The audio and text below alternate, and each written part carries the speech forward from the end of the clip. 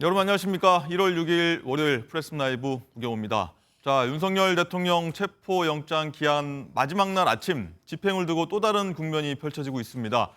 공수처가 집행 관련 업무를 전격적으로 경찰에 일임하겠다고 밝혀 공은 이제 경찰로 넘어갔습니다. 자, 서울 한남동 대통령 관저 앞에 나가 있는 취재 기자 연결해서 자세히 살펴보도록 하겠습니다.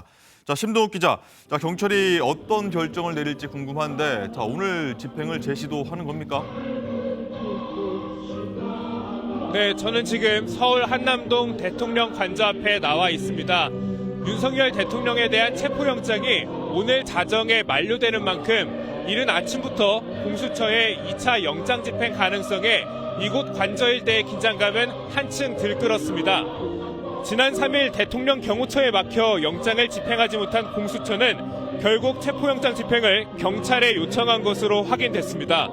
경호처의 강한 저항에 공수처가 오늘 영장을 재집행하더라도 다시 불발될 것으로 판단해 내린 결정으로 풀이되는데요. 경찰은 공수처의 요청을 검토 중인 것으로 알려졌는데 내부적으로는 협조 요청 공문을 별도 상의 절차 없이 보내왔다는 불만도 감지됩니다. 일단 경호처는 관내 출입구에 버스를 겹겹이 세우는 건 물론 입구에 철조망까지 둘러싸며 만반의 준비에 나선 상황입니다. 네, 그리고 국민의힘 30여 명이 오늘 대통령 관저로 들어갔었죠. 네, 국민의힘 의원 30여 명이 이곳 대통령 관저에 집결했습니다. 취재진 앞에 선 의원들은 공수처가 수사 권한이 없는데도 영장을 집행하려 한다고 규탄했습니다. 또한 형사소송법에 위반한 압수수색 영장도 무효라며 원천 무효인 사기 탄핵이 집행되지 않도록 맞서겠다고 강하게 나섰습니다.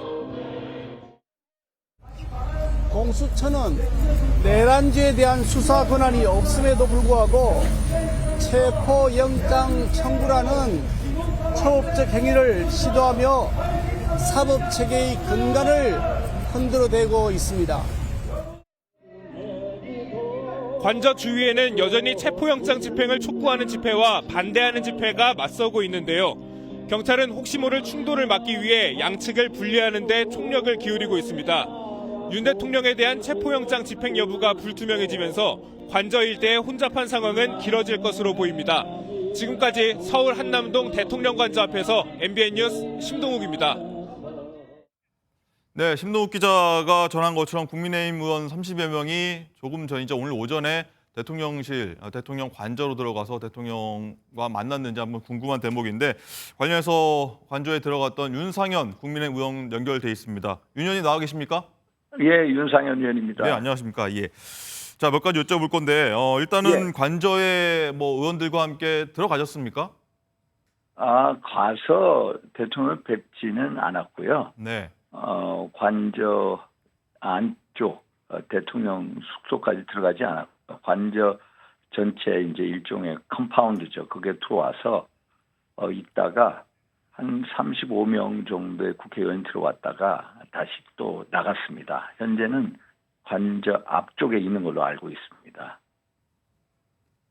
네, 지난 금요일에는 대통령 관저에 갇힌 걸로 알고 있는데 그때는 예, 대통령을 만나셨습니까? 그때는 뵀었죠. 네, 어떤 얘기 나누셨습니까? 사실 저희가 국회의원분들이 와서 계속 이 체포 영장 또 압수수색 영장에 대해서 이제 불응하는 이유가 사실 공수처라는 기관은 헌법상 기관도 아닙니다. 공수처에 관한 법률로 지난 문재인 정부에서 만든 기관이거든요. 검찰 견제로 의해서 만든 기관입니다. 그런데 공수처라는 게 내란죄에 대한 수사권이 없습니다. 수사권이 없는 기관이 영장을 청구합니다. 그런데 공수처법 31조에 보면은 1심 관할 법원이 중앙지법으로 돼 있습니다. 서울중앙지법. 예를 들어서 김영훈 국방장관 경우에도 서울중앙지법에 영장 청구를 했어요. 민간에 대한 구속영장 다 거기였어요. 문상호 정보사령관의 경우만 우리가 보면 이 공수처가 군사법원에 했어요. 그런데 갑자기 중앙지법에 안 하고 서부지법에 한 겁니다. 왜 그랬을까요? 아시지 않습니까? 그쪽에 우리법 연구의 부장판사가 있지 않습니까? 판사 쇼핑을 해서 영장을 발부받았습니다. 그런데 이 판사는 어떻게 했습니까? 형사소송법 110조, 111조가 군사상, 공무상 비밀 장소를 수색할 때는 기관장이나 책임자의 승낙 없게끔 되어 있습니다. 그런데 그 적용을 하지 마라 라는 정말로 형사소송법 어디에다 나와 있지 않는 초법적인 영장을 발부를 한 겁니다. 그래서 이게 근본적으로 대통령의 입장은 한마디로 사법체계, 대한민국의 사법체계를 흔드는 이 시스템이 일종의 사법 카르텔이 작동을 하고 있다. 그래서 이거에 불응하는 게 결국은 대한민국의 헌법과 법치주의를 지키는 길이다. 이런 면에 있어서 변호인단이나 대통령, 저도 같은 입장입니다. 그럼 오늘도 의원분들께서 그 성명서를 내지 않았습니까? 이것도 마찬가지 입장입니다. 그래서 대통령은 이 사실에 대해서 이 최근에 공수처의 영장 청구 발부 이 과정을 통해서 대한민국 사법체계가 무너지고 있는 것에 대해서 대단히 참 통탄스럽게 생각하고요. 그래서 이거에 대해서 불응을 하고 있다 이런 말씀을 드립니다. 네. 그래서 기본적인 정당한 영장에 대해서 왜 불응하겠습니까? 그렇습니까? 이런 네. 입장입니다. 그래서 윤 대통령이 사법체계 흔드는 일이다 이렇게 얘기하면서 지난번 금요일이죠. 체포에 불응했다라고 얘기를 한 겁니까? 체포의 불응은요. 아니 사실 이게 보통 일반 국민들은 생각할 거야. 체포영장이면 당연히 그걸 받아야지. 그게 아니라는 겁니다. 여기에는 정말로 대한민국을 흔들고 있는 좌파 사법 카르텔이 준동을 하고 있는 그 현장을 똑똑히 저희들이 보고 있는 겁니다. 영장 청구가 안 되는 기관이 영장을 청구하죠. 그 발부받기 위해서 판사 쇼표에서 발부받죠. 그 판사는 정말로 초법적인 형태의 영장을 발부를 하죠. 이거 자체가 정말로 사법부가 무너지고 있는 거고요. 그런 면에 있어서 불응을 한 거고요. 제가 말씀드리지 않습니까? 정당한 영장 청구에는 당당하게 응하시죠. 그런 입장은 변함이 없고요. 오늘도 와서 보니까 영장을 또 이 집행을 경찰이 위임한다. 이거는요. 이것도 또 말이 안 됩니다. 아니 세상에 영장을 청구하는 기관이 집행까지 해야 되는 게 기본이고요. 또 공수처 검사가 경찰을 지휘할 수 있는 권한이 없습니다. 경찰이 이걸 가지고 또 들어온다? 직권남용입니다. 그래서 이것도 예를 들어서 하청을 공수처가 경찰에다가 영장 집행에 대해서 하청을 준다 해도 똑같은 결론이다. 이거 자체가 직권남용이다. 직권남용 소지가 크다는 말씀을 드립니다. 네. 윤 대통령 표정은 사실 어땠는지도 궁금합니다. 건강 상태랄지요. 그리고 예. 표정이나 건강은 뭐 이거를 논할 시기는 아니고요. 저희가 정말 비상시국이고 그래서 대통령 입장은 어떤 오직 대한민국 지켜야 된다 이 생각밖에 없으십니다. 네. 그리고 경찰 조사에는 뭐 말씀하셨지만 응할 수도 있다. 이 절차상의 문제가 있기 때문에 이게 예를 들어서 정당한 수사기관, 정당한 이제 영장 이런 거에 대해서는 당연히 대통령이 말씀하시지 않으셨습니까? 당당하게 응하시겠다. 그런 맥락에서 읽어보시면 됩니다. 네. 오늘 대통령의 이제 국민의힘 의원들이 상당히 많이 갔었지 않습니까?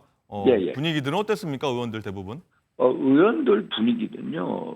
이제 저희가 그 의총도 하고 어제 중진회의도 하고 그랬습니다만은 저는 정말로 대한민국이 이 여러 가지 입법부는 이미 무너졌고요. 사법부도 무너지고 그 행정부도 이미 현 정부 들어서서 이 탄핵소추안이 몇 차례 이 청구된지 아십니까? 탄핵소추안이요. 민당이 발의한 게 무려 29차례입니다. 대통령도 탄핵당하고 총리도 탄핵당하고 국방장관 탄핵당하고 감사원장 탄핵당하고 예를 들어서 행안부 장관 탄핵 또 설치하고 세상에 이런 나라가 어디 있습니까? 그런 식으로 행정부도 무너지고 정말로 대한민국의 가치와 근간이 무너지고 있습니다. 8년 전 박근혜 대통령 탄핵 이후에 들어서 문재인 정부가 얼마나 대한민국의 가치와 근간을 무너뜨렸습니까? 그런데 지금 우리가 마주하고 있는 이 민주당 지난 22대 국회에 들어와서 얼마나 많은 입법 폭주와 예산안 폭주와 탄핵 폭주를 자행했습니까? 권한을 잔인하게 이 민당의 아버지라고 하는 대표님께서는 뭐라고 했으면 권한을 잔인하게 사용하겠다. 그러면 어떤 나라가 그려지겠습니까? 정말로 저희는 대한민국 자체에 대한 초위기 의식을 갖고 대하고 있다. 대통령? 그런 위기 감각을 가지고 계십니다. 저도요, 한번 보십시오. 저같이 가장 서울 수도권에 있고 인천 수도권이죠. 중도 지향의 정치입니다. 왜 제가 이런 찰나에 나서서 이렇게 대한민국 사수, 자유민주주의 체제 수호를 외친다고 보십니까? 왜 사법질서가 무너진 현장에서 가만히 있어야 됩니까? 이게 엄청난 대한민국 자체의 건강과 가치를 무너뜨릴 수 있다는 그 위기감의 발로다라는 걸 한번 꼭 헤아려 주십사 하는 부탁의 네. 말씀을 드립니다. 알겠습니다. 자, 마지막으로 예. 윤 대통령 헌재 변론에 이제 참여하겠다, 출석하겠다, 한 번은 하겠다라고 얘기가 나오고 있는데 예. 언제쯤 출석하시라고? 그래서 이 헌재도요, 정말 안타까운 부분이 있습니다. 국회 탄핵소추단에서 내란죄 부분을 빼지 않았습니까? 저도 민당에서 고발, 국민청원, 제명청원, 민당 내란죄 선전했다고 다 이걸로 걸었습니다. 우리 국민의 의원들, 유튜버, 또 평론하시는 분들 다 걸었습니다. 그런데 갑자기 탄핵소추단이 내란죄 부분을 탄핵 소위에서 뺀다는 겁니다. 이게 가장 중요한 부분이죠. 최고의 안건인데요. 이게 제가 듣기로는요. 이것 좀 꼭 확인해 주십시오. 기자분들께서. 헌재에 있는 민당 성향이 제가 누군지는 밝히지 않겠습니다. 재판관 한 분이 탄핵소추 책임자한테 이런 얘기를 한 거라는 거 아닙니까? 내란죄 부분을 빨리 빼자. 그래서 그 이유는 뭡니까? 이재명 대표 대통령 만들기 위한 조기 대산 그 시나리오에 따라서 민주하고 헌재 어느 재판관하고 짬짬이가 돼가지고 굴러가고 있는 형국 아닙니까? 이건 있을 수 없다. 그러면은 우리가 이번에 네. 탄핵안에 대해서 찬성표가 204표가 나왔습니다. 그러면 5표가 이쪽에 온다면은 우리 쪽 국민이 예를 들어서 탄핵 반대쪽에 있다면 그게 결과가 달라졌잖아요. 그러면은 의원들이 달리 생각했을 겁니다. 그러면은 당연히 국회에서 재의결 절차를 밟아야 된다는 겁니다. 그래서 헌재가 기본적으로 이 문제에 대해서 입장 정리를 반드시 해야 된다. 만약에 내란죄 부분을 뺀다면은 다시 국회에서 재의결을 해야 된다는 거고요. 네. 그런 정상적인 절차에서 대통령이 당연히 헌재에 나와가지고 탄핵 심판 절차에 참여하실 겁니다. 본인의 입장을 정당하게 또 명명백백하게 밝히실 생각을 가지고 계십니다. 네, 알겠습니다. 자, 오늘 말씀 여기까지 듣겠고요. 인터뷰 응해주셔서 감사드리겠습니다. 예, 윤상현 감사합니다. 의원이었습니다. 고맙습니다. 예. 네. 자, 오늘 대통령 관저에 윤상현 의원과 국민의힘 30여 명이 입장을 했다고 해서 저희가 한번 급히 연결을 통해서 어떤 일이 있었는지 한번 들어봤습니다. 또 민주당 의원들 입장도 저희가 곧 만들어서 입장을 들어보도록 하겠습니다. 자, 이승훈 부위원장님, 일단은 윤상현 의원 얘기를 쭉 들었습니다만 이 국민의힘 지도부와는 별개로 친윤계 의원들이라고 하죠. 의원들이 한 30여 명이 단체 행동에 나섰다라고 좀 볼 수 있을 것 같은데 이런 모습들은 어떻게 보셨습니까? 정말 답답하죠. 처음에는 체포영장 집행 시 1명 정도, 윤상현 의원 정도가 갔던 걸로 기억해요. 근데 이제 40명이 갔다라고 하는 것은 경호처를 통해서 대통령의 체포영장 집행을 막았구나. 그리고 보수 극우 지지자들은 뭉치고 있구나. 여기에 좀 한 숟가락 하나 얹어도 되겠구나라고 생각한 것 같아요. 그런데 다수의 국민들이 체포영장 집행을 거부한 것은 결국엔 법치주의를 무너뜨린 거다라고 생각하고 있고 그게 다수의 의견인데 자신의 지지자들만 모아서 지금 대통령이 탄핵되는 것을 막고 체포되는 것을 막아보겠다. 이런 시도들이 나오고 있으니까요. 결국에 이제 국민들의 삶이라든가 또 대외 신인도라든가 외국에서 바라보는 한국은 굉장히 위기에 처한 한국이 되는 거거든요. 그런 측면에서는 굉장히 위기의 상황으로 갔다 생각되고요. 공수처가 너무나도 무능력하고 또 국민들의 신뢰를 얻지 못하는 한 번 영장 집행에 나섰으면 좀 무리를 해서라도 체포영장을 집행을 했어야 되는데 그걸 못함으로 말미암아서 오히려 탄핵 찬반 집회만 너무나도 크게 더 벌어져 버리는 국민의 갈라치기만 더 커져 버리는 그런 정말 안타까운 상황이 펼쳐졌다라고 생각합니다. 네.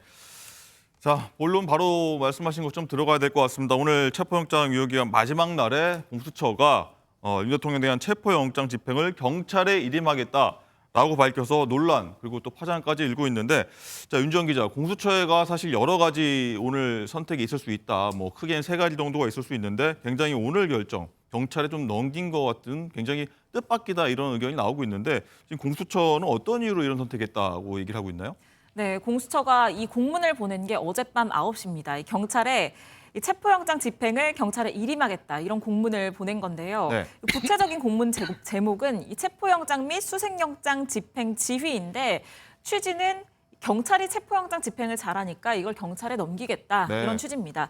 이 경찰은 현재 법리를 검토하고 있는데요. 이 공수처가 오늘 이렇게 경찰에 이 체포영장 집행을 일임한 것과 관련해서 브리핑을 열고 그 배경을 설명을 했습니다. 네, 뭐라던가요? 예, 공수처의 설명은 이렇습니다. 국수본과 2차 집행 시기와 방식 그리고 협조 체제 이런 논의를 계속해서 해왔고 또 지난 토요일에 최상목 권한대행 그리고 경호처에 대해서 영장의 협조를 촉구하는 공문을 보냈고 이 답을 어제 12시까지 해달라고 했는데 답이 오지 않았다. 네. 그래서 고민한 결과 국수본 경찰의 영장 집행 전문성, 이 현장 지휘 체계의 통일성 등을 종합적으로 고려해서 이 경찰이 효율적으로 영장 집행 절차를 도모할 수 있겠다. 이렇게 생각을 해서 경찰에 영장 집행을 넘겼다는 게 설명입니다. 네. 고육지책 끝에 마련한 절충안으로 보여지기는 하는데요. 다만 공수처가 사건 전체를 경찰에 이첩하겠다는 의미는 아닙니다. 네. 수사권은 그대로 본인들이 유지를 하겠다고 밝혔습니다. 체포만 경찰에 맡기는 거다? 네, 그렇습니다. 정리를 하자면 공수처 지휘를 받아서 경찰이 체포 영장을 집행을 하고 그리고 이후에 사건 자체의 수사는 공수처가 계속하겠다라는 얘기인데요. 그렇기 때문에 이게 이 공수처가 경찰에 체포 영장 집행만 떠넘기게 하는 것 아니냐라는 비판이 나오는 상황입니다. 오늘 아침 이 공수처장의 출근길에서도 이런 관련 질문들이 쏟아졌는데요. 이 모습 영상으로 확인해 보시죠. 청장님, 영장 집행 경찰에 왜 넘긴 겁니까? 부장님, 사건 사실상 포기하신 거 아닙니까? 1차 시도 부족했던 거 아닙니까? 이럴 거면 검찰에서 왜 가져왔습니까? 수사권 없다는 윤 대통령 대리인단 논리 수긍하세요? 네, 기자들의 쏟아지는 질문 들었는지 안 들었는지 모르겠지만 네. 어쨌든 오동훈 공수처장은 아무런 대답 없이 들어갔습니다. 그리고 출근해서 한 1시간 정도 지난 뒤에 이 공수처 차장이 대신 브리핑을 진행을 했는데요. 이 현재 일단 발부는 체포영장의 시한이 오늘 자정까지입니다. 그렇죠. 이 경찰이 이걸 갑작스럽게 지금 이 공수처 체포영장 집행을 이첩받았기 때문에 오늘 안에 당장 집행을 다시 시도하기는 굉장히 어려워 보이는 상황입니다. 그래서 오늘 다시 체포영장 집행을 시도할 것인가 여기에 대해서는 좀 가능성이 낮은 것으로 보여지고요. 다만 공수처는 체포영장의 시한을 연장하겠다고 했습니다. 그 연장이 7일 연장하는 것이 될 수도 있고 네. 공수처는 상황에 따라서는 그 기한이 더 길어질 수도 있다 이렇게 얘기를 했거든요.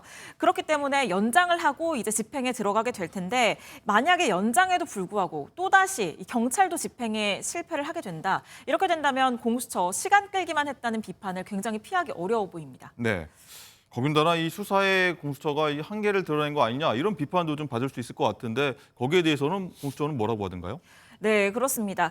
이 경찰의 경우에도 지금 공수처에서 체포영장 집행만 자기들에게 넘길 것을 전혀 예측을 하지 못한 네. 상황인 것으로 보여집니다. 이 공식 입장은 아직 나오지는 않았지만요. 이 내부적으로는 좀 황당하다, 어이없다라는 기류가 읽힌다고 하는데요.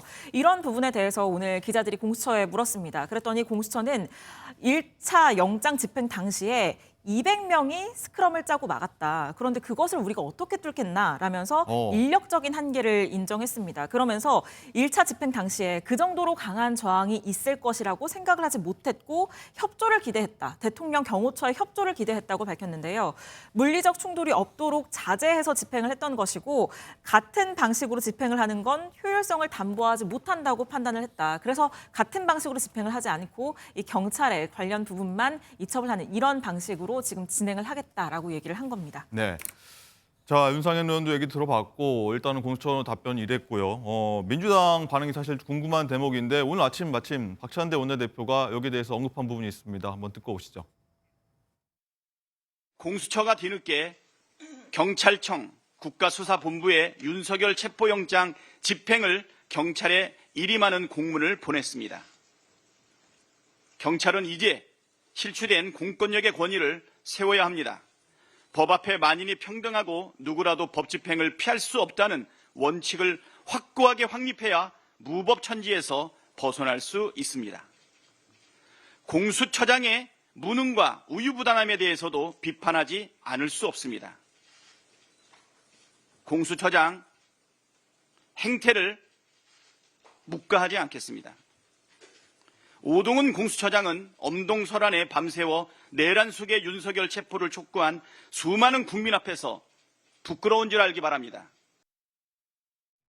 네, 박상수 대변인. 일단은 느닷없이 경찰의 체포 관련해서 업무를 넘겼습니다, 공수처가. 박찬대 원내대표는 오동훈 공수처장 실명을 대면서 무능하다, 우유부단하다 이렇게 얘기하고 있어요.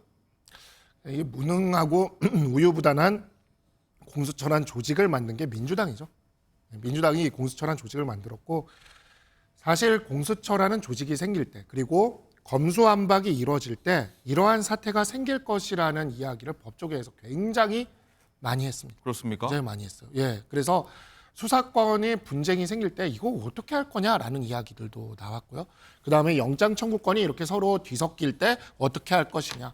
그리고 공수처라는 조직은 영장을 집행할 권한이, 그러니까 능력이 안 될 것이다. 이런 비판들이 이미 공수처가 생길 때 또 검수완박 입법이 이루어질 때 굉장히 많이 있었던 우려였어요. 그리고 그 모든 것이 현실화되고 있는 거죠. 실제 지금 현재 민생 사건들에서는요, 검수완박 이후에 검경 간의 수사권 분쟁으로 사건이 핑퐁 쳐서 하염없이 지연되는 형사사건들이 굉장히 많습니다. 또 경찰이 수사는 하지만 그 영장 청구권은 검찰이 헌법상 가지고 있다 보니까 경찰이 검찰에 영장 청구권을 요청을 하는데, 영장 청구를 요청하면서 기록은 또 보내질 않아서 검찰이 기록이 없는 상태에서 영장을 법원에 청구하다가 기각을 당하고, 그래서 추가로 또 요청을 받아가지고 하다 보면 압수수색 영장 한 번 나오는데도 막 한 달이 걸려서 범인은 이미 다 도망가 있고 수사는 이루어지지 않는 이러한 사례들을 오늘 그 이승훈 의원님도 변호사시니까 아시겠지만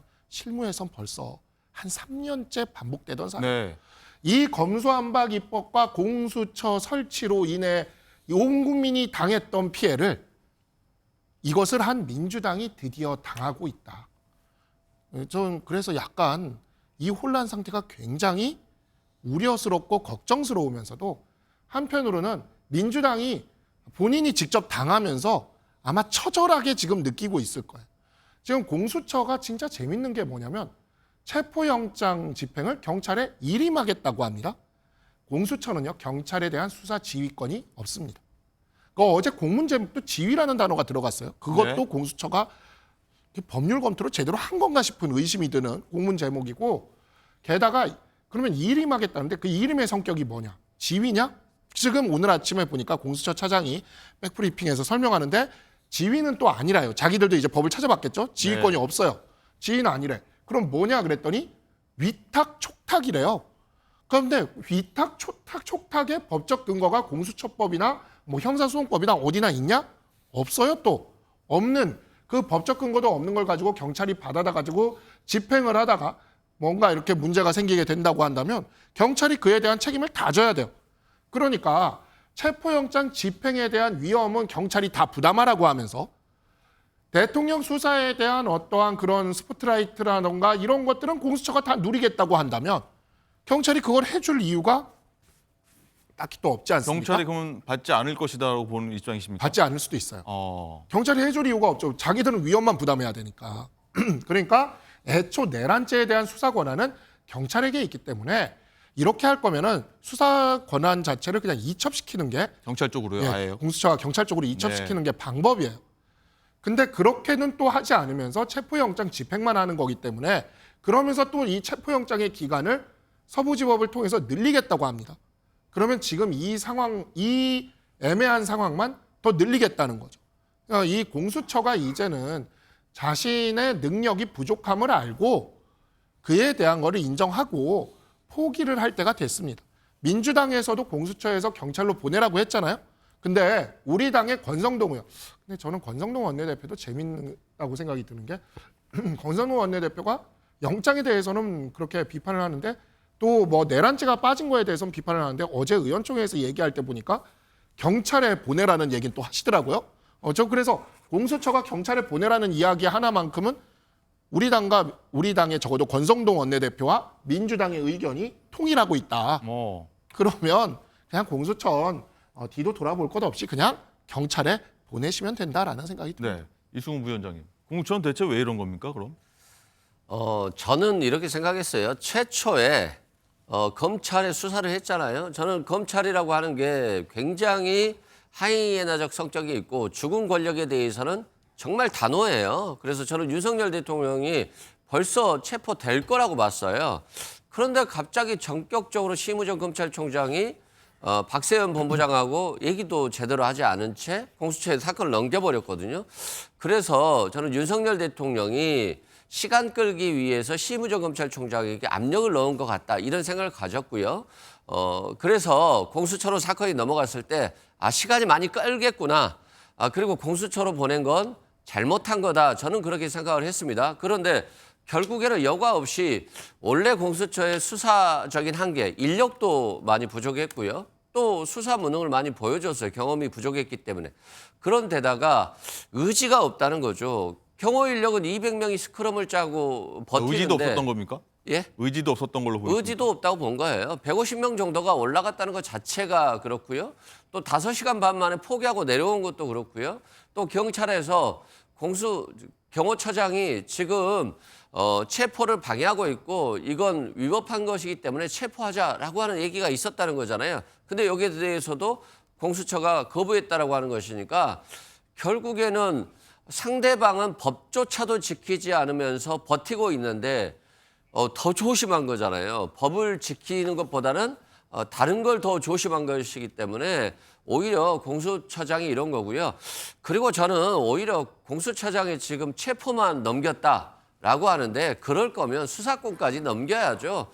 지금 뭐 기동대가 체포하는 것도 잘못했다고 그러니까 기동대는 체포에 동원하지도 않고 그냥 자기들끼리 해보겠다는 건데 그것도 불가능하니까 결국 경찰에 떠넘긴 건데 체포만 넘기겠다. 이건 굉장히 무책임한 거예요. 그래서 차라리 국수본한테 빨리 넘기는 게 오히려 나은 거다. 근데 여기서 주의할 점은 네. 윤석열 대통령이 원하는 게 있어요. 처음에 검찰은 세다. 그러니까 공수처로 넘겨라. 공수처는 무능하니까 최대한 시간을 끌고 경찰에 넘기면 그러면 경찰의 수사에 임하겠느냐? 네. 저는 임하지 않을 거라고 봐요. 윤석열 대통령이 계속 거짓말을 해왔잖아요. 결국에는 자기가 관저에서 수사를 받겠다. 너희들이 긴급 체포할지 모르는 거잖아요. 그러니까 관저에서 수사받는 것 그리고 제3의 장소에서 받더라도 긴급 체포되지 않을 경호원들이 막아서 긴급 체포를 막을 장소 그곳을 택할 것이다. 결국 시간만 많이 끌고 있기 때문에 공수처가 차라리 못할 것 같으면 의지가 없으면 빨리 포기하는 게 낫다라고 생각합니다. 네. 이것만 좀 할 말씀을 드릴게요. 공수처로 사건이 넘어간 거는 공수처가 사건을 넘겨달라고 요구를 한 거잖아요. 그때 공수처법이 그러합니다. 공수처 관할 사건에 대해서 공수처가 요구하면 검찰이나 경찰은 사건을 넘기도록 돼 있어요. 이첩하게 돼 있어요.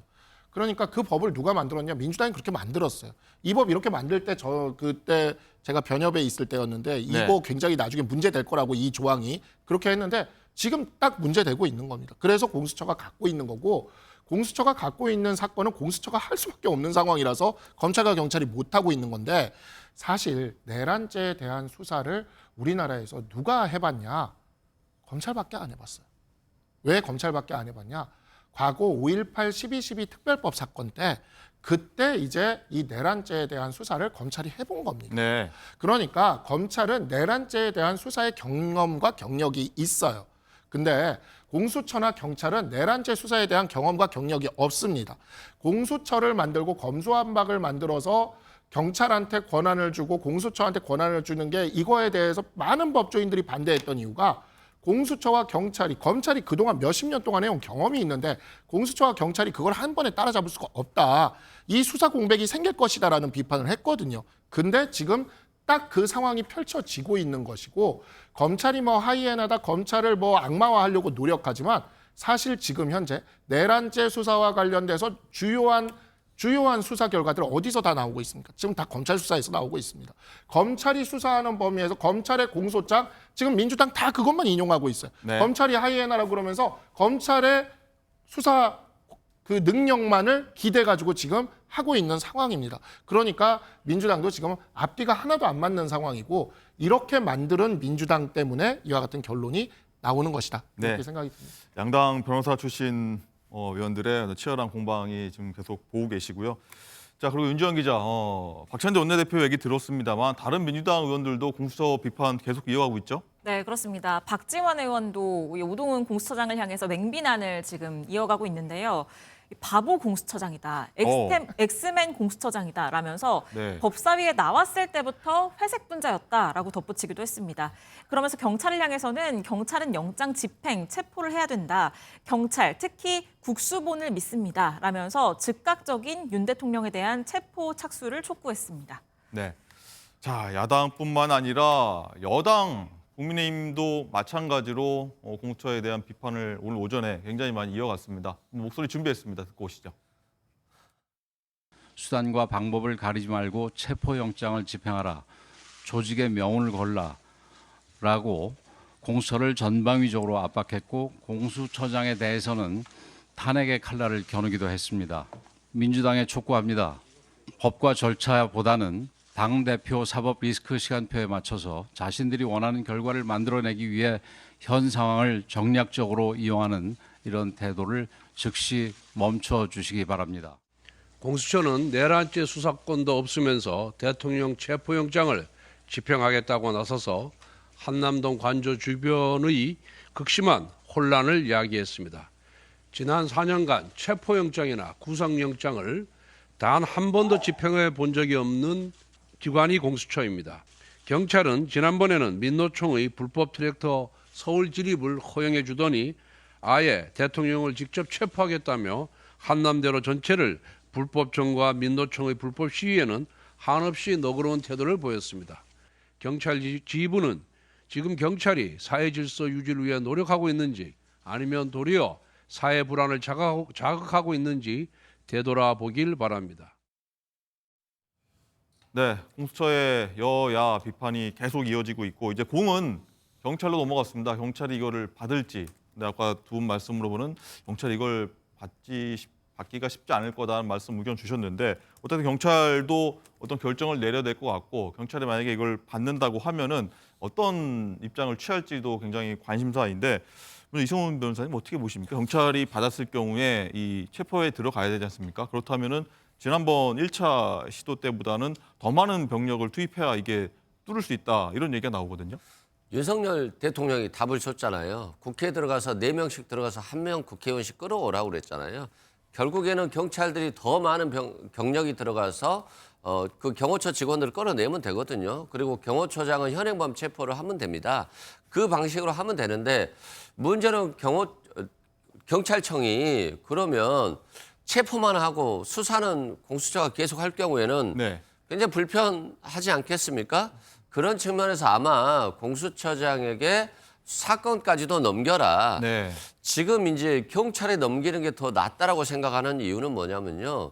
어차피 공수처는 지금 의지가 없어요. 제가 봤을 때는 공수처가 뭐 내란죄 수사를 한다고 해서 직권남용과 같이 하는 것이고 또 검찰도 이 문제에 대해서 전혀 문제가 없다라고 보고 있기 때문에 전혀 문제가 없어요. 그럼에도 불구하고 공수처장의 의지가 약하다 보니까 여론전에서 밀려버리고 그리고 시기를 놓치니까 오히려 극우 보수 세력과 국민의힘 지도부가 됐다. 이거 막을 수 있겠구나. 이렇게 오판을 하고 있는 거예요. 그래서 저는 지금 오히려 시간이 좀 늘어지는 것 같지만 오히려 늘어지는 게 아니라 더 빨라지는 것이다. 그래서 차라리 경찰에 빨리 넘겨서 수사와 체포를 다 맡기는 게 네. 개인적으로는 낫다라고 생각되고요. 그럼 경찰이 거꾸로 그걸 요구할 수 있습니까? 공수처? 아니 내부적으로 얘기할 수 있다라고 봐요. 네. 끝까지 공수처가 거부할 수 있지만 이미 공수처는 망가져 버렸잖아요. 조직의 명운을 위해서 이 사건을 자기들이 가져오겠다, 수사해 보겠다 했습니다만 결국에는 무능함만 더 드러냈는데 지금 포기해야 되는 것이지 더 무능함을 드러낼 경우에는 사회 질서가 엄청나게 혼란되잖아요. 경제도 너무 혼란스럽고 그렇기 때문에 지금 포기하는 게 오히려 낫다 생각되고요. 경찰이 그러면 이 사건 수사를 못하느냐? 충분히 할 수 있다고 봐요. 이미 경찰과 검찰이 다 수사해서 중요 범죄 임무 종사자가 다 구속이 됐고 그것과 관련한 수사 기록들이 다 있기 때문에 그걸 토대로 윤석열 대통령을 수사하는 것이고 어차피 윤석열 대통령은 묵비권밖에 행사하지 않을 거예요. 그래서 저는 전혀 문제가 없다. 그래서 공수처는 능력보다는 의지가 없는 것이다. 그래서 경찰이 사건을 수사해서 빨리 검찰에 넘겨서 기소하는 게 맞다. 그렇지 않으면 윤석열 대통령의 시간 끌기에 도움만 주고 있는 것이다. 이렇게 말씀드립니다. 네, 박성수 대변인. 일단은 방어선을 뚫으려면 경찰이 받는다고 하면요. 방어선 뚫으려면 보통 3배 인원 정도를 투입해야 된다라고 하지 않습니까? 그러면 지난번 경호처 인력이 한 200명 정도였으니까 뭐 2~3배라고 하면 한 600명 이상은 투입해야 그걸 뚫을 수 있다고 하는데 경찰이 그렇게까지 나설 것으로 보십니까? 검경은 체포에 있어서 노하우가 굉장히 강한 조직입니다. 네. 뭐 수십 년 동안 이걸 해왔던 조직이기 때문에. 근데 문제는 공수처가 발부받은 영장을 경찰이 지휘 권한도 애매한 상황에서 받아서 그 정도의 체포를 시도하는 게 경찰 입장에서 굉장히 부담이 될 수가 있거든요. 그런데 체포하려고 하면은 그렇죠. 충돌도 무력 충돌도 있을 수 일어날 있고. 근데 그로 인한 법적 권한이 약하면 경찰이 자신 있게 체포에 나서기도 힘든 거거든요. 네. 그러다 보니까 결국에는 공수처가 사건을 포기를 하고 경찰한테 넘기고 경찰이 수사를 하면서 네. 영장을 검찰을 통해서 정통으로 중앙지법에 청구해서 다시 받은 다음에 그런 다음에 경찰이 집행하러 들어가는 것이 맞아요. 그렇게 하는 게 앞으로도 논란이 없고 사실 저는 지금 이게 법률가 입장에서 이번에 정말 야 이게 이렇게 되는 게 가능한가 하는 물음표가 뜨는 게 있는데 앞으로 법원이 판단할 거긴 한데 첫째로 공수처에서 받은 영장에 대해서 경찰에게 집행하게 하는 게 가능한가? 저는 아직 머릿속으로 이게 정리가 안 되고 네. 있습니다. 물음표가 뜨고 두 번째로 대통령실에서 그렇다고 이 영장에 대해서 이의 신청을 했는데 우리 법은 분명히 영장에 대해서는 체포 적부심으로만 다퉈야지 준항고가 불가능하다라고 하고 있거든요. 이건 판례도 명확하고 근데 분명히 법도 명확하고 판례도 명확한데 우리 서부지법에서 이 이의 신청에 대해서 어제 기각 결정을 하면서 뭐라 그러냐면 이걸 신청할 수 없다라고 얘기를 해놓은 다음에 그게 기각될 사유는 또 써놨어요. 네. 그러니까 이와 같은 결정은 도대체 정체가 뭘까? 법원이 결정을 한 거긴 한데 이 결정의 근거가 뭘까? 지금도 저는 이 마음속에 이 물음표가 사라지질 않고 있거든요. 근데 이 모든 일들이 왜 벌어지냐면 바로 이 공수처라는 권한도 애매하지만 능력도 없는 기관이 하나 중간에 껴가지고 서부지법을 통해서 영장을 받아가지고 자기가 못하니까 경찰을 시켜서 하려다 보니 이 모든 무리수가 벌어지는 거거든요. 그냥 법이 정한 대로 하는 게 맞습니다. 공수처는 지금이라도 빨리 포기하는 게 맞다는 생각이 듭니다. 하나 그럼 짧게 여쭤보겠습니다. 윤 대통령이 그럼 경찰로 수사권까지 넘어간다고 하면은 조사에 응할까요? 자, 그 부분에 있어서 이제 경찰도 소환을 하고 소환에 응하지 않을 경우에는 또 이제 경찰이 검찰을 통해서 영장 청구를 하겠죠. 그러니까 우리 법이 정한 정식 절차를 밟아서 하면 돼요. 다른 사람도 아니고 대통령에 대한 현직 대통령에 대한 수사인데 이것을 이런 식의 꼼수를 통해서 하려다 보니 이런 무리수가 생기는 것이라는 생각이 듭니다. 알겠습니다. 지난번 1차 체포 시도가 이뤄진 다음에 한간에서는 윤 대통령이 자진 출두해서 조사받으라 이런 얘기도 나왔었죠. 이렇게 무산된 상황이고 여기에 대해서 오늘 이재명 민주당 대표가 모든 것에 대한 좀 비판을 쏟아낸 바 있습니다. 한번 목소리 듣고 오시죠. 윤석열 대통령이 우리 공동체의 질서를 파괴하고 왕이 되려고 하다가 이제 죄수의 길을 가게 됐습니다.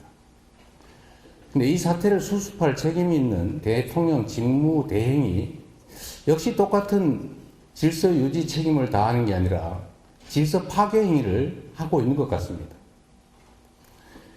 법원이 정당하게 발부한 영장에 의한 체포 집행을 경호처가 무력을 동원해서 심지어 무장까지 해가면서 이렇게 저항하고 있는데 이걸 제지할 책임이 있는 직무대행이 제지를 하는 것이 아니라 오히려 지원하지 않는가 하는 의심이 듭니다.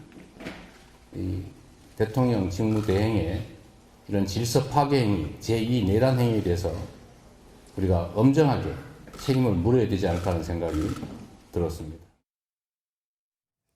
네, 이재명 대표가 언급한 것처럼 경호처 얘기죠. 체포영장 집행 관련해서 공수처와 경호처의 충돌이 있었고 또 공수처에서 이제 경찰과 경호처의 충돌이 우려되는 부분이기도 한데 어제는 박종준 경호처장이 이례적으로 직접 카메라에 서서 대국민 입장문을 발표하기도 했습니다. 목소리 듣고 오시죠. 보수니 진보니 하는 정파적 이념은 대통령 경호처와 아무 상관이 없습니다. 대통령 경호처는 무작정 수사기관의 법 집행을 방해하고자 하는 뜻이 아닙니다. 지금 윤석열 대통령은 비록 탄핵소추안이 국회에서 가결된 상태이지만 주권자인 국민의 손으로 뽑은 현직 대통령이 분명하고 법이 정한 대로 그에 상응한 경호를 받고 있습니다. 대통령 경호처는 앞으로도 좌고우면하지 않고 전직 대통령, 현직 대통령, 미래의 대통령 누구라도 국민이 뽑은 대통령의 안전을 확보하는 데 신명을 바칠 것입니다. 네, 경호처가 앞으로 체포 시도가 더 있을 경우에 더욱더 수위 높게 대응하겠다 이런 의지로 읽혀지고 어제는 보니까 철조망까지 이제 치면서 방어하겠다는 모습도 보일 수가 있었는데 이승훈 부위원장은 어떻게 보십니까? 경호처와 이제 경찰이 투입된다고 하면 충돌이 우려됩니다. 그렇죠. 저게 박종준 경호처장이 저렇게 브리핑을 한 건 명분 찾기입니다. 자신들이 하는 것은 합법적 행위다. 공수처가 위법적인 행위를 하고 있다라고 대통령이 말하고 있기 때문에 자신들은 그에 따라서 대통령을 경호한다라고 말하는 것이고 그것에 대해서 국민적인 명분을 갖기 위해서 저렇게 브리핑을 했다라고 보고요. 대통령이 권한쟁의 심판을 했잖아요. 체포영장이 잘못됐다, 위법이다, 무효다. 헌법재판소에 권한쟁의를 하고 그 영장의 효력 정지를 가처분 신청을 하고 또 서울 서부지방법원에 또 영장에 대한 이의를 했잖아요. 이건 결국에는 경호처가 자신을 보호하는 데 있어서 최소한의 법적 방어막을 쳐주는 거거든요. 그래서 이게 법적인 상태가 불확실하기 때문에 너희들이 지금 대통령을 막아야 된다라고 경호처장에 얘기한 것이고 경호처장은 또 경호처 직원들에게 지금 대통령에 대한 체포영장 집행을 거부하는 것은 위법이 아니다. 너희들이 결사항전하라라고 하는 모습들을 보여주는 것이기 때문에 결국에는 국가기관과 국가기관 간의 충돌에 대한 명분을 만드는 것이고 그래서 결국에는 굉장히 지금 위험한 상황인데 네. 그렇다면 여기에서 공수처도 포기하고 경찰도 포기하고 헌법재판소 결정 나올 때까지 기다릴 것인가? 이건 정말 더 법치주의가 무너지는 것이거든요. 그래서 결국에는 더 강하게 법치주의를 지켜야 된다는 그 헌법기관의 의지 그리고 공수처의 의지, 경찰의 의지를 정확히 보여주는 것들이 이 결사항전의 의지를 꺾는 것이거든요. 그래서 빨리 꺾어야지 이게 꺾지 않으면 이게 더 감당할 수 없는 수준이에요. 그리고 이제 앞으로는 그 탄핵을 반대하는 시위자들이 이제 경찰을 폭행하는 일까지 벌어질 겁니다. 그 상태로 가지 않기 위해서는 지금 이러한 윤석열 대통령과 변호인단의 행위들 이런 것들이 위법이고 잘못됐다라고 하는 것을 확실히 공권력이 보여줘야 된다 이렇게 말씀드립니다. 네, 어쨌든 경호처장이 대국민 담화를 하는 건 사실 입장문을 밝히는 건 사실 처음 보는 일 같았는데 어쨌든 이런 것도 있습니다. 이 경찰이 박종준 경호처장을 내란 혐의로 추가 입건했다 이런 사실까지 공개를 했거든요. 이 박상수 대변인 어떻게 보십니까? 경찰과 경호처장 간의 어떤 이 다툼, 강대강 대치가 이어질 것 같아요. 경호처장이 제가 출신이 어딘가 봤더니 경찰 출신이더라고요. 예, 그래서 사실 이번에 경찰이 지금 보면은 경찰청장이랑 서울지방경찰청장도 모두 지금 구속 수사를 하고 있죠. 또 박종준 경호처장은 저는 이제 군 출신인가 했더니만 경찰 출신이던데 같은 경찰 출신의 또 경호처장을 이렇게 입건하는 거를 보면 경찰이 경찰 출신을 또 이제 그렇죠. 또 입건을 하는 겁니다. 그러니까 이게 굉장히 지금 경찰이 강력한 수사 의지를 보여주고 있는 거거든요. 그러나 제가 누누이 말씀드리지만 민주당이 만들어놓은 공수처법에 따르면 공수처가 검찰과 경찰에 사건을 보내달라 하면 보내게 돼 있어요. 네. 이게 되게 법이 재밌어요. 이게 공수처법이 그냥 이렇게 보내게끔 돼 있거든요. 그런 다음에 공수처가 하다가 안 되면 돌려줘야 돼요. 안 되면. 그래서 지금 이제 이 상황은 공수처가 계속 이런 식으로 자신의 어찌 보면은 권한도 애매한 상황에서 능력도 없이 버티고 있는 한 아마 이러한 부분들이 좀 장기화될 것 같다라는 생각이 들고요. 네. 경찰은 지금 이 사안에 대해서는 확실한 수사 의지를 보여주는 경찰이 그러한 그게 모습이라고 경찰 생각합니다. 본연의 업무긴 한데 일이긴 한데 더욱더 이번 사안에 대해서 적극적으로 나서는 모습은 뭐라고 보십니까? 그러니까 자기 식구라면 식구잖아요.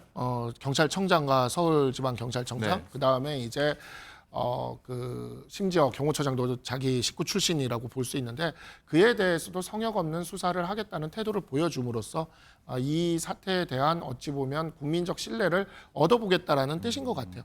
근데 비슷한 의지는 사실 검찰도 보여주고 있어서 네. 검찰도 사실 굉장히 그 공소장의 내용이나 이런 내용들을 보면은 굉장히 사실 그 지금 민주당에서 얘기하는 모든 내용이 다 검찰 공소장 내용에서 지금 얘기하고 있는 거나 마찬가지거든요. 그래서 이러한 부분들이 드러나고 있습니다. 그런데 이제 공수처라는 아주 재미있는 기관이 하나 중간에 껴서 이 모든 사태를 엉키게 지금 하고 있는 상황이에요.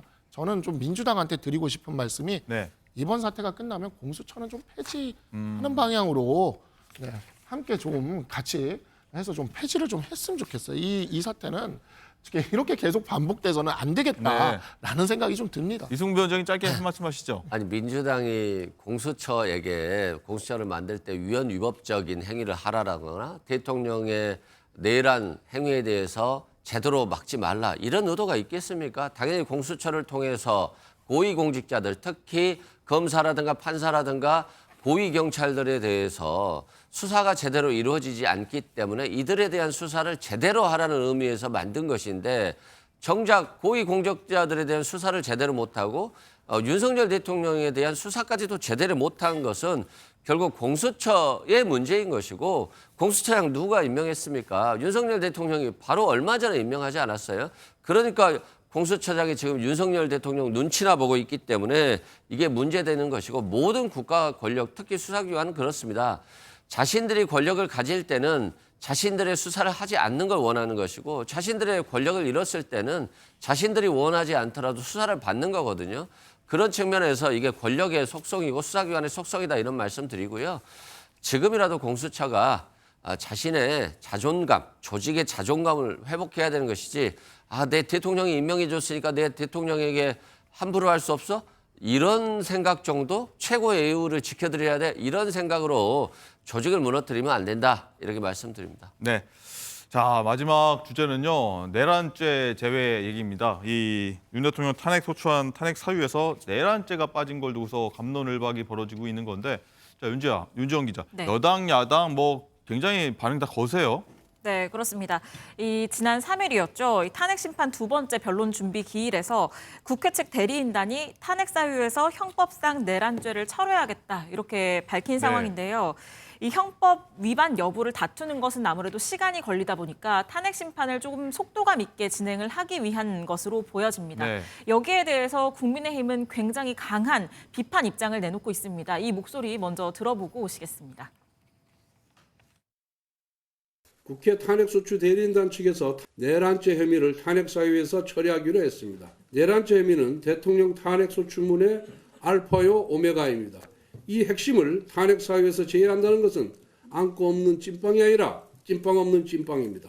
지금 탄핵 심판에서 내란죄를 빼겠다는 것은 저희로서는 받아들일 수 없는 부분들입니다. 이게 무슨 탄핵 심판이 아이들 무슨 차력 놀이하는 장난감도 아니고 내란에 관한 부분들을 빼고 지금 탄핵 심판하겠다는 건 저희로서는 납득할 수 없는 부분이어서. 네, 국민의힘에서는 지금 이재명 민주당 대표가 공직선거법 위반 사건 2심 선고 등 이 사법 리스크가 지금 있기 때문에 이게 현실화하기 전에 대선을 치르기 위해서 탄핵 심판을 빨리 하려는 꼼수다. 국회에서 이 탄핵 소추안을 다시 재의결해야 된다 이렇게 주장을 하고 있습니다. 네. 반면 민주당은 내란 행위를 형법이 아니라 현법 위반으로 다루려는 것이기 때문에 재의결은 필요가 없다라는 입장이고요. 또 앞서서 박근혜 전 대통령 탄핵 심판 때에도 소추 사유를 다시 정리한 적이 있다. 그렇기 때문에 네. 문제가 없다라는 입장입니다.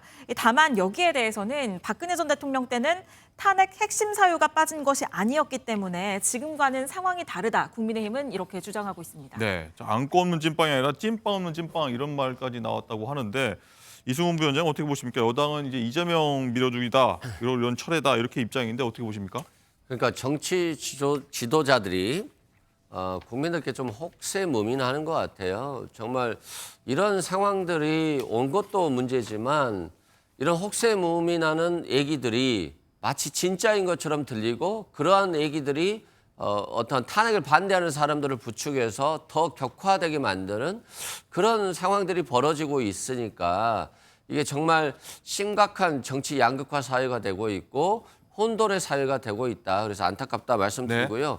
우리가 그렇지 않습니까? 돈 달라고 했을 때 1,000만 원 빌려줬을 때 1,000만 원 달라고 했더니 법원에서 보니까 1,000만 원을 100만 원을 변제받은 거 있으면 900만 원 줄어드는 것이고 변제하지 않았으면 1,000만 원을 그대로 유지하는 거잖아요. 그래서 상황에 따라서는 100만 원 변제 내역이 있으면 청구 취지를 줄이는 거거든요. 즉 탄핵 사유에서 내란 죄는 사법부 재판의 영역이지만 내란 행위는 헌법재판소의 영역이에요. 그래서 헌법재판소에서 내란 행위를 심리하는 것이기 때문에 전혀 내란죄가 빠진 게 아니다라고 말씀드립니다. 네. 자, 이런 가운데 과거 8년 전 권성동 원내대표 발언이 논란이 되고 있습니다. 다시 소환되고 있죠. 한번 듣고 오도록 하겠습니다. 기본적인 사실관계는 그대로 유지하면서 거기에 대한 법적 평가를 달리하는 것입니다. 그렇기 때문에 탄핵 소추 의결처럼 국회 제적위원 3분의 2 이상의 찬성이 필요 없고 이미 8년 전 2017년도 1월에 박근혜 탄핵 심판 때 그때 권성동 당시 위원장이 그렇게 얘기했습니다. 형사재판은 법률 위반 여부, 그러니까 범죄 성립 여부를 다투는 것이고 박근혜 탄핵은 헌법재판이다. 그래서 위헌 여부를 다투는 것이다. 이렇게 명확하게 얘기했습니다. 아무리 그 주장으로서 국힘 의원들이 얘기하고 그게 인용된다 하더라도 그 표현 자체가 성립되지 않는다. 그러니까 사유를 뺐다라는 것은 성립되지 않습니다. 사실에 부합하지도 않습니다. 네, 국민의힘이 왜 그때는 그랬고 지금은 다르냐 이런 입장 같습니다.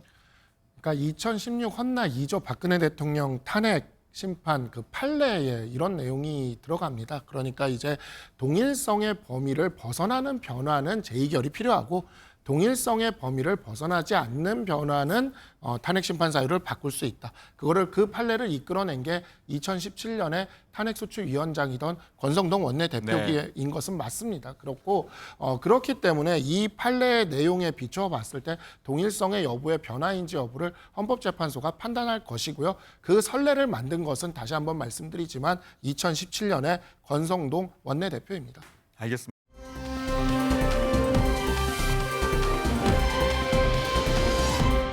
라이브픽입니다. 제주항공 참사 희생자 분향소를 찾아 아픔을 함께한 수십만 명의 조문객. 그중 이번 사고로 가족을 잃은 반려견 푸딩이가 분향소를 찾았다는 소식입니다. 이번 참사로 9명의 가족을 순식간에 잃고 혼자 마을을 떠돌았던 푸딩이. 안타까운 사연이 알려지자 동물권 보호단체 케어는 푸딩이를 구조해 함께 가족들을 기릴 수 있게 도왔습니다. 분향소에 입장한 푸딩이는 평소와 다른 모습을 보였는데요. 활발하던 푸딩이는 마치 슬픈 분위기를 읽은 것처럼 고개를 숙이고 물끄러미 윗배만 바라보며 조문을 마칠 때까지 한 번도 짖지 않았습니다. 푸딩이의 소식에 국내외에선 입양 문의가 이어지고 있는데요. 케어 측은 그분들 역시 돌아가신 분들에 대한 애도의 마음의 연장선일 거라 생각한다며 공식적인 입양 신청서는 오늘부터 절차를 통해 받을 예정이라 전했습니다. 한편 국가 애도 기간이 끝난 후에도 이어지는 추모 물결에 일부 분향소는 자율적으로 연장 운영을 하기로 했습니다. 어제는 절기상 가장 춥다는 소환이었습니다. 수도권과 강원 북부를 중심으로 많은 눈이 내렸는데요. 하얗게 변해버린 어제의 풍경에 이번 내린 눈은 습설이라 무겁기도 합니다. 전문가들은 고기압과 기압골 사이로 비교적 따뜻한 남서풍이 불면서 구름대가 형성돼 눈이 내렸다 전했습니다. 가득 쌓인 눈에 설렘도 잠시 폭설로 인한 불편함은 컸는데요. 중대본에 따르면 차량이 미끄러지고 신호등 장비가 떨어질 것 같다는 신고가 빗발쳤다고요. 폭설로 5개 항로 5척의 뱃길이 끊기고 북한산과 설악산 등 4개 공원과 130여 곳의 국립공원이 통제됐습니다.